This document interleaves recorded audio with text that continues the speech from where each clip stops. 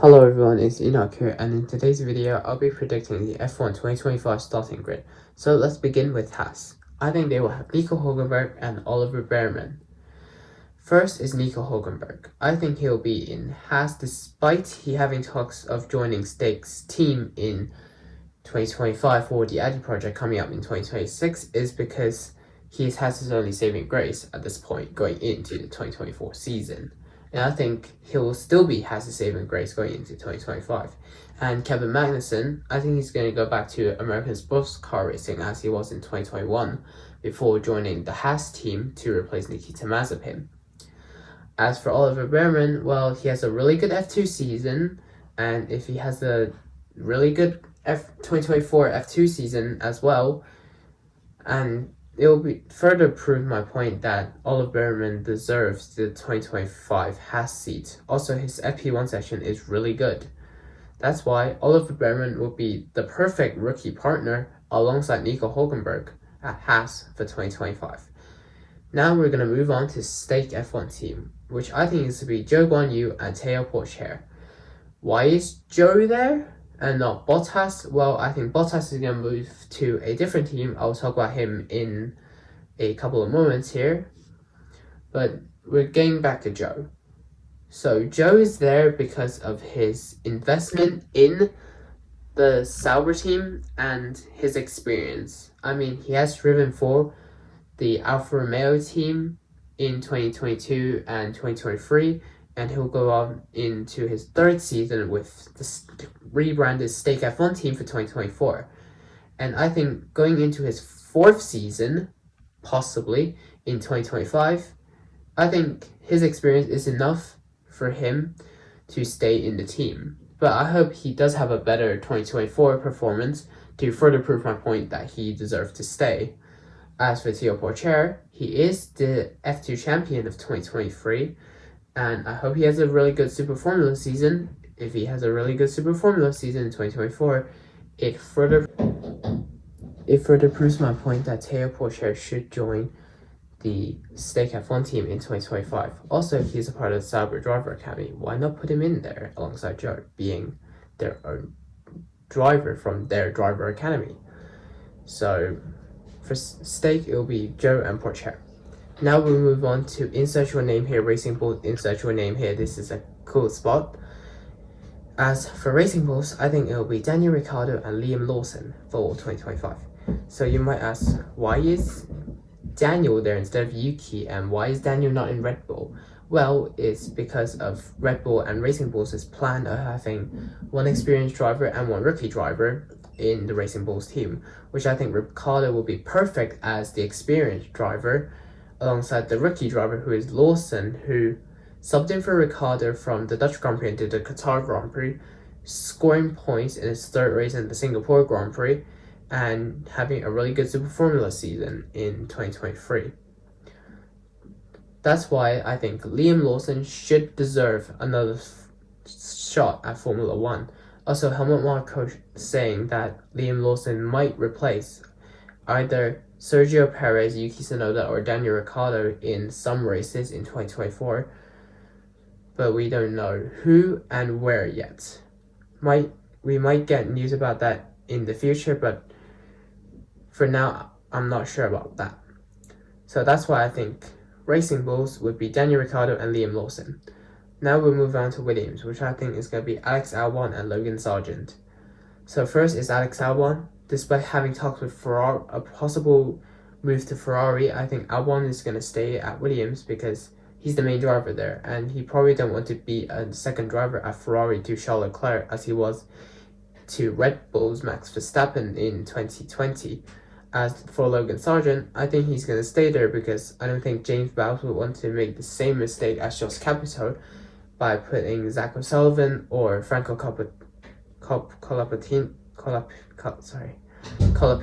into F1 that early. I think those guys should have at least 2-year experience in F2. And same goes for Toto Wolff's Mercedes' back driver, Andrea Kimi Antonelli, for the same reason as the other two guys from the Williams Driver Academy. So that's why I think it's going to be Albon and Sargent for 2025 for Williams. Now we move on to Alpine, which I think is going to be Pierre Gasly and Jack Doohan for 2025. I think Ocon should either go to Formula E or Alpine's WEC project for 2025, and they should put Doohan in there, who has a really good F2 season in 2023 to finish in P3 behind Teo Porcher and Frederick Vesti and ahead of Ayumu Iwasa. So that's why I think Doohan deserves a shot in F1 alongside a really good leader in Pierre Gasly. So that's why I think it's going to be Gasly and Doohan for 2025 at Alpine. Now we move on to Aston Martin, which I think is going to be Fernando Alonso and Sergio Perez, as Lance Stroll is going to go to the Hypercar project for 2025. Alonso, he wants to stay there.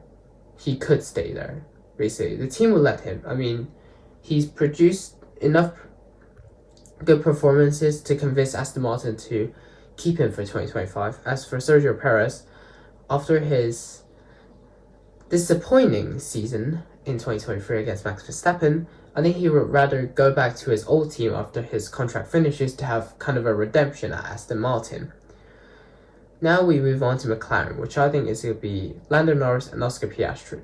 Nothing really special there. I think Piastri is going to be super fast and gain more experience from Lando. Lando's going to be super fast, and the McLaren car will be super fast and really good, that both drivers would decide to stay on and continue their contracts with McLaren.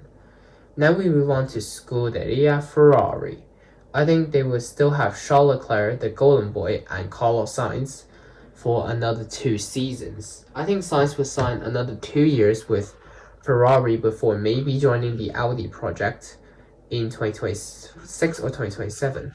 And Leclerc, I think it's going to be a 2+3 contract. A 2 years guarantee in Ferrari, which is 2025 and 2026, and an option 3 seasons would extend him to 2029, depending on Ferrari's performance. But I assume Ferrari would do well, so that's why I think Leclerc and Sainz will still be there for 2025. I mean, 2025 is one of Leclerc's guaranteed seasons, so I think it should be Leclerc and Sainz for 2025 at Ferrari.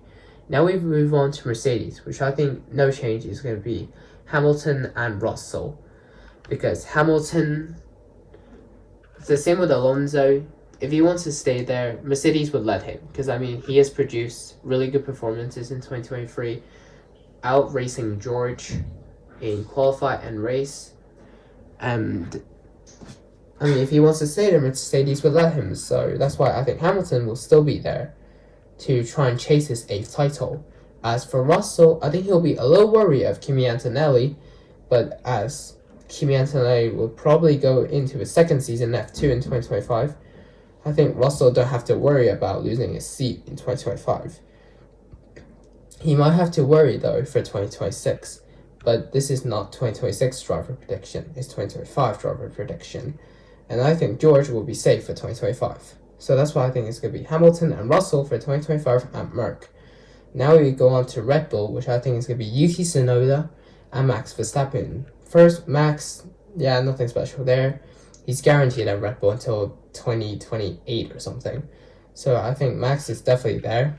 As for Yuki, I think his performances in AlphaTauri, it show he's grown a lot and he's proven himself enough to join Red Bull in 2025. If Yuki does bad, they might swap him and Ricciardo. If Yuki does good, Yuki might continue on for a couple seasons until he might move to Aston Martin due to the Honda relationship. But Yuki did say he rather wants to stay in the Red Bull family than go with like what Honda is up to. So that's why I think Yuki will stay in Red Bull if he moves up to Red Bull throughout like probably the regulations. So I think for at least for 2025, it should be Verstappen and Tsunoda.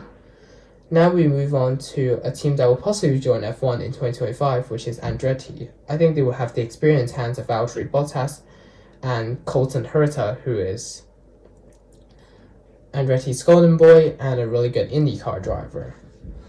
Bottas, well, nothing to be expected there. I mean, he has the experience and he has the race pace to drive for a solid team, and I think Andretti would be solid. So I think Bottas would go there. As Herta, nothing to be expected. He is the team's golden boy, so he has to be there. But if Colton doesn't get a super license by the end of 2024, I think they would have Honda back driver Ayumu Iwasa in there for 2025, because I think Iwasa would have a really good 2024 Super Formula season, and he already has a good 2023 Formula 2 season by finishing 4th. So that's why if Colton doesn't get a super license, I think Iwasa would have the chance to join. Now we move on to some of the other drivers.